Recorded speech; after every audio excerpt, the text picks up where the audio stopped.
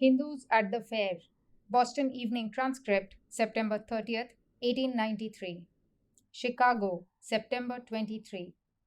There is a room at the left of the entrance to the Art Palace marked Number 1, Keep Out. To this, the speakers at the Congress of Religions all repair sooner or later, either to talk with one another or with President Bonney, whose private office is in one corner of the apartment. The folding doors are jealously guarded from the general public, usually standing far enough apart to allow peeping in.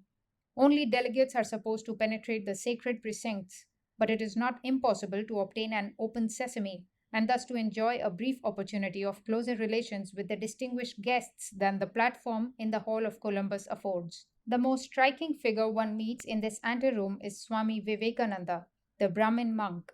He is a large, well built man with the superb carriage of the Hindustanis, his face clean shaven, squarely molded regular features, white teeth, and with well chiseled lips that are usually parted in a benevolent smile while he is conversing. His finely poised head is crowned with either a lemon colored or a red turban, and his cassock, not the technical name for this garment, belted in at the waist and falling below the knees, alternates in a bright orange and rich crimson. He speaks excellent English and replied readily to any questions asked in sincerity. Along with his simplicity of manner, there is a touch of personal reserve when speaking to ladies, which suggests his chosen vocation. When questioned about the laws of his order, he has said, I can do as I please. I am independent. Sometimes I live in the Himalaya mountains, and sometimes in the streets of cities. I never know where I will get my next meal. I never keep money with me. I come here by subscription. Then, looking round at one or two of his fellow countrymen who chanced to be standing near, he added, They will take care of me, giving the inference that his boat bill in Chicago is attended to by others. When asked if he was wearing his usual monk's costume, he said, This is a good dress. When I'm home, I'm in rags, and I go barefooted. Do I believe in caste? Caste is a social custom. Religion has nothing to do with it. All castes will associate with me. It is quite apparent, however, from the deportment, the general appearance of Mr. Vivekananda that he was born among high castes. Years of voluntary poverty and homeless wanderings have not robbed him of his birthright of gentleman. Even his family name is unknown. He took that of Vivekananda in embracing a religious career, and Swami is merely the title of reverend accorded to him.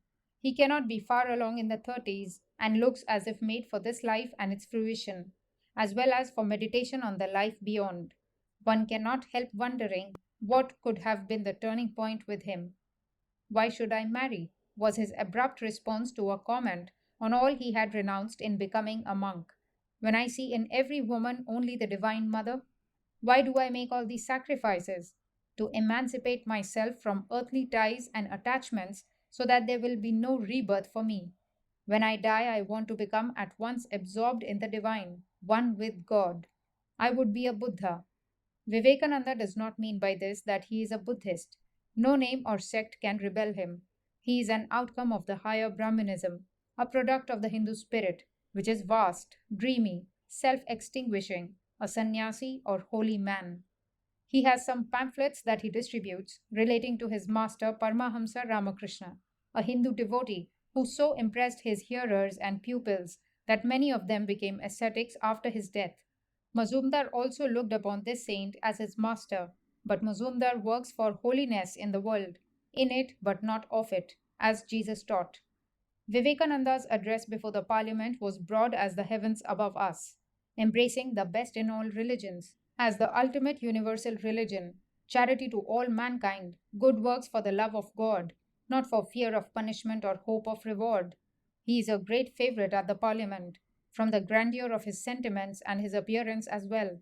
If he merely crosses the platform, he is applauded, and this marked approval of thousands he accepts in a childlike spirit of gratification, without a trace of conceit.